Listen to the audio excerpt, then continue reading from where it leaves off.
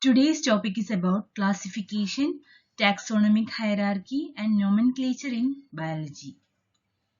So, coming to this classification, so we told that it is very important that we should classify it, and this will help us means categorization every time, that even when we see something, there is a natural tendency of our brain to classify into something.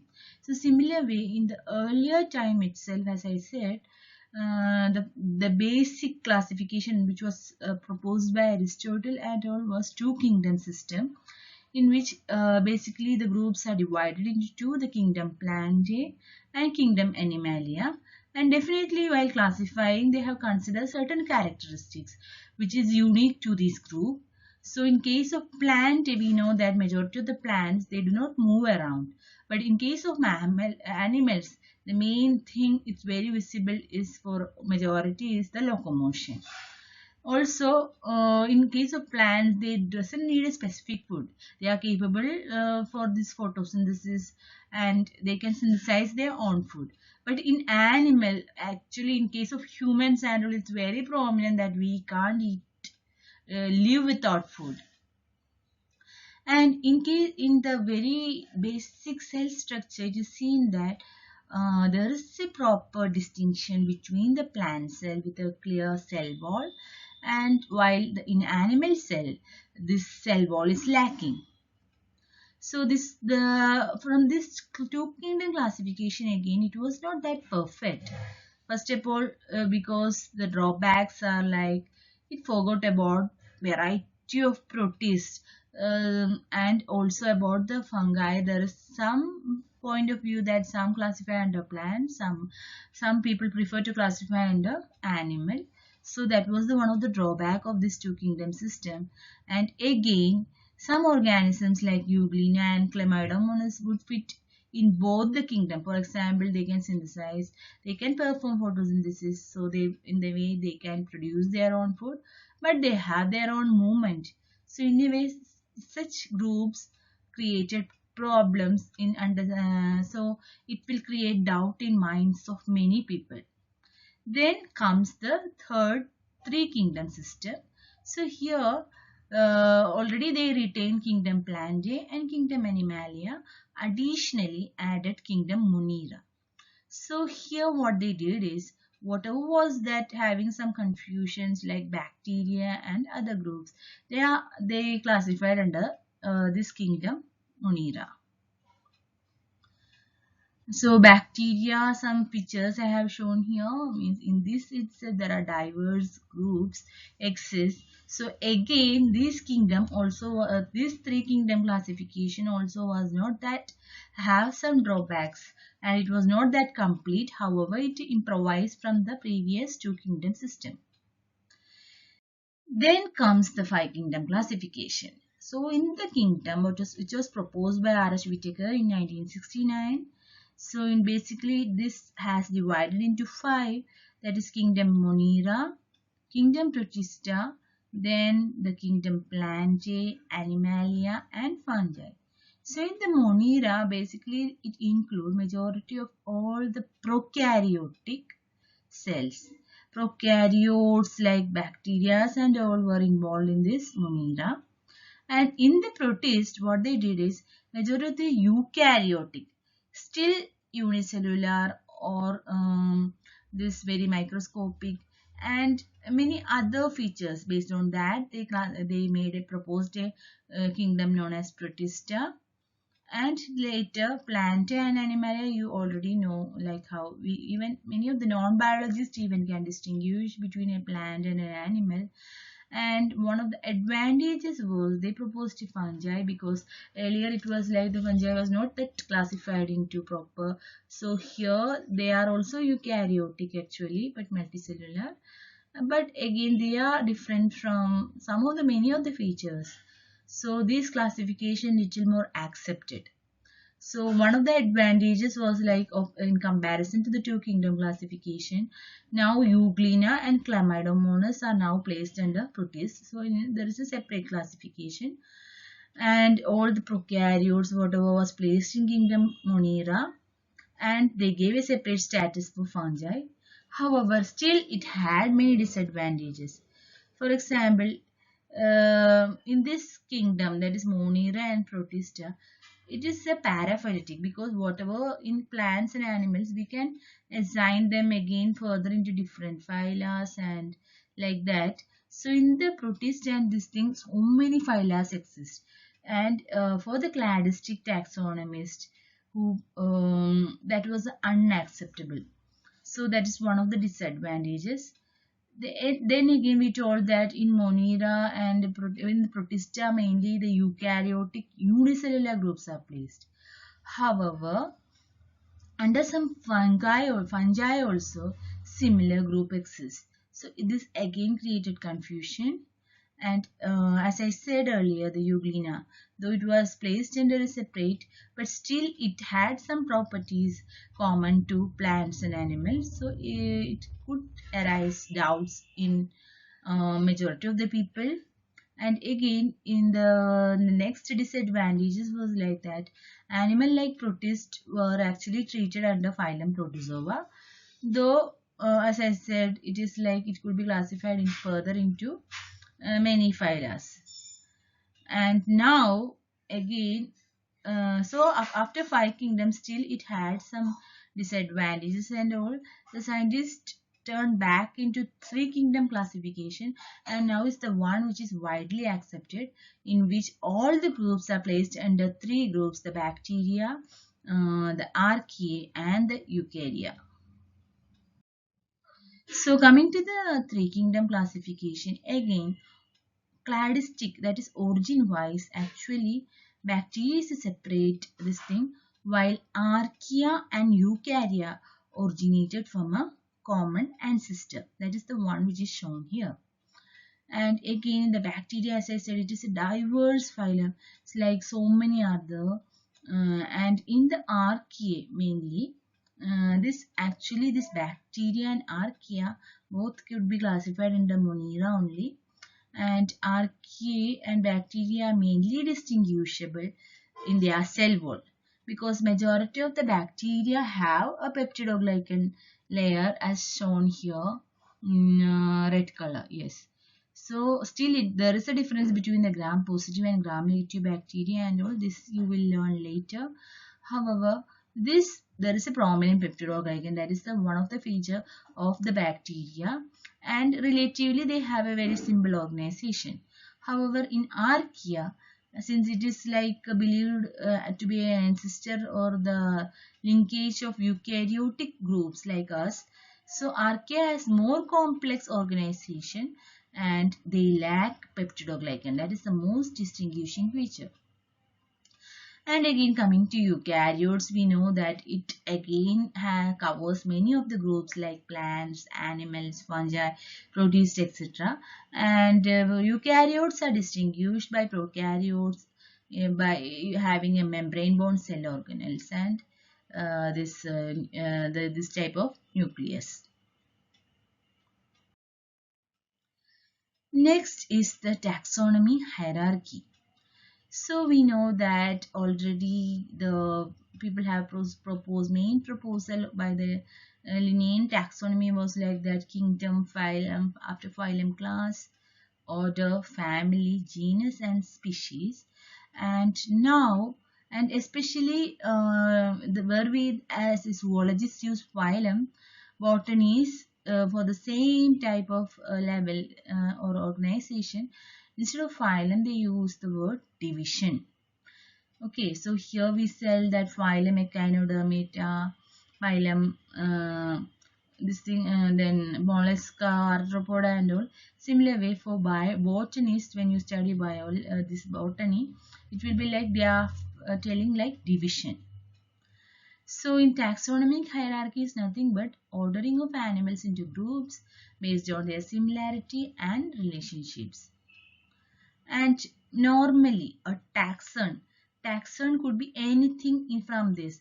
It could be like, and definitely it is having a common ancestor, and it is defined as a group of concrete biological objects of classification worthy of being assigned to a definite category in the hierarchy classification.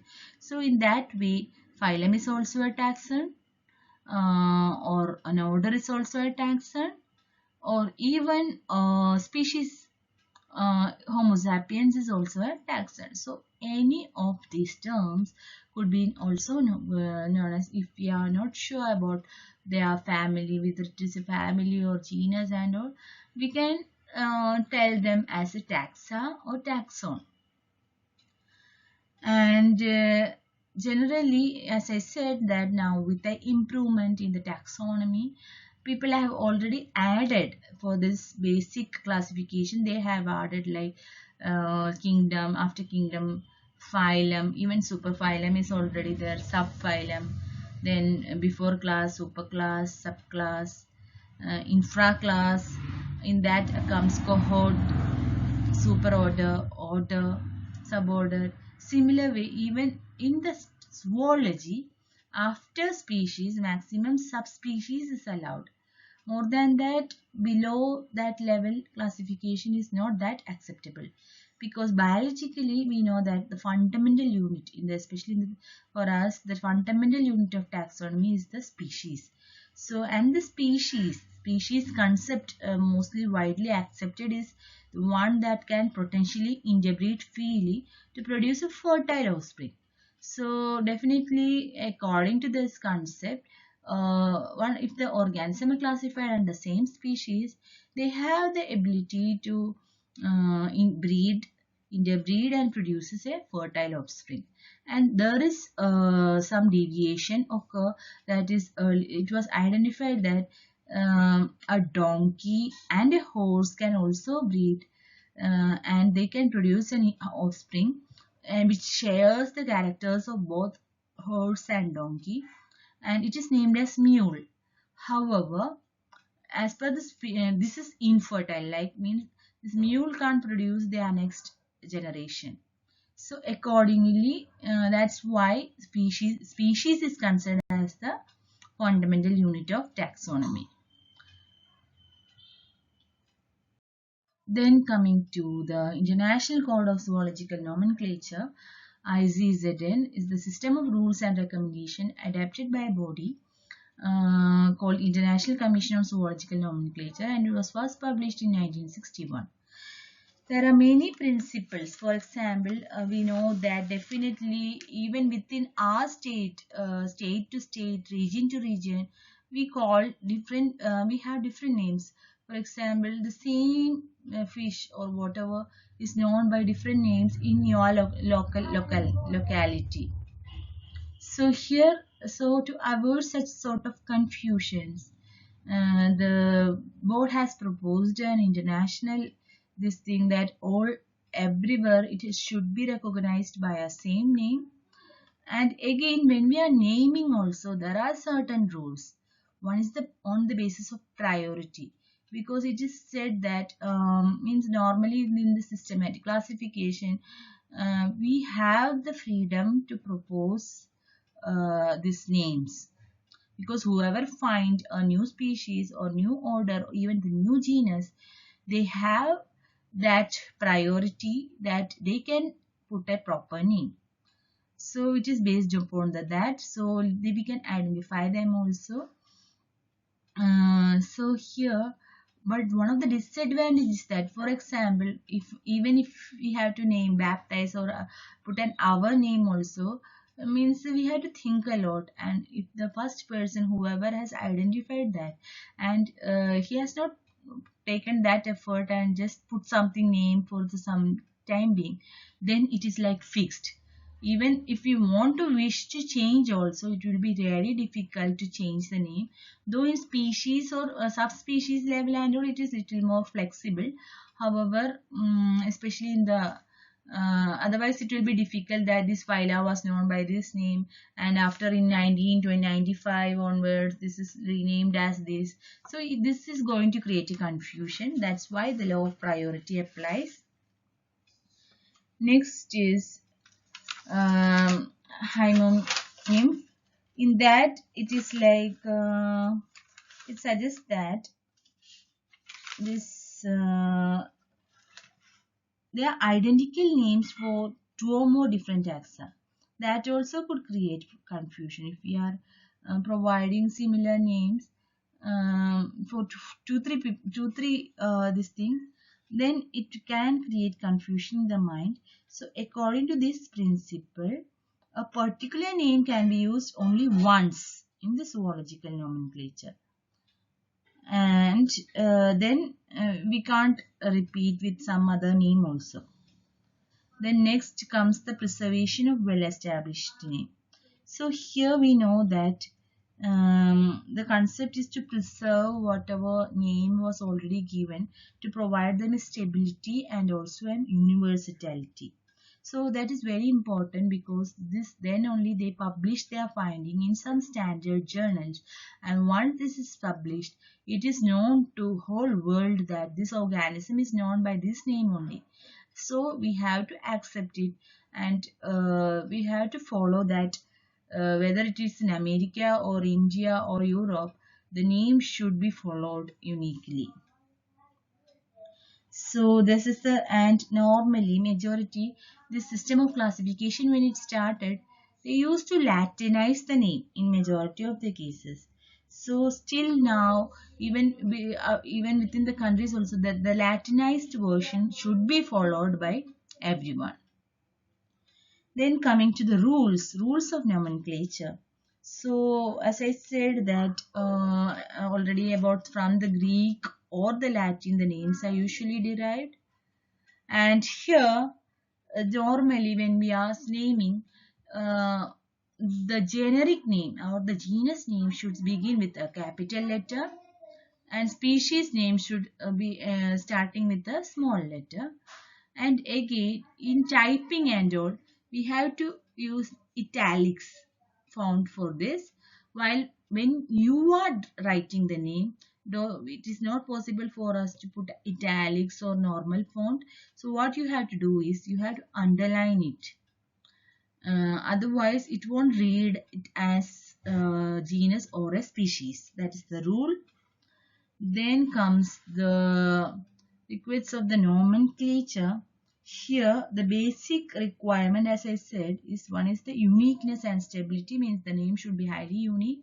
And once we use that name, it should be stable everywhere, irrespective of the country or the regions or whatever it is. And it should be universally acceptable. So once it is universally acceptable, how it comes? By publishing in certain recognized things. So after this universally acceptable, this they are allowed to, they will be fixed, the standard will be fixed. Then coming to the types of nomenclature, there are uninomial, binomial and trinomial. So uninomial means, from the word itself you can make out, it is telling that one name. So, and this one name concept is applied for subgenera and above. They are no uninomial, and there are some rules also. For example, the superfamilies should end with OEDA, then subfamily, the last word of the italics thing should be EDA, subfamily INIA, tribe INI, subtribe INA, like that. For example, in that way, when we try to tell about the group, hominidae, family hominidae, subfamily homine, etc., like that you have to spell. Then comes the binomial nomenclature, in which we are using a genus name followed by species name. That means for us also, like Homo sapiens is the total name. So in that way, and this name is common in all languages. And for example, when we are writing and all, we can even first, once we have used already given the full form like Homo sapiens, later onwards you can shorten that with the first starting letter, like is H dot sapiens, means Homo sapiens here. Okay, sorry, here it should be small letter since it is a species name. Next comes the trinomial nomenclature. So, trinomial nomenclature is acceptable for subspecies category. For example, this is the name of our normal pigeon, domestic pigeon. That is Columba livia domestica. Here, first word, Columba is the genus name, Livia is the species name, and Domestica is the subspecies name. In botany, however, again, after species, subspecies also classification exists, and normally we refer them as varieties, subvariety of plant, like that. Then we know the next important thing to be studied is about the taxonomic aids. Because once it is named, we should have some references. We should have some photographs to identify them.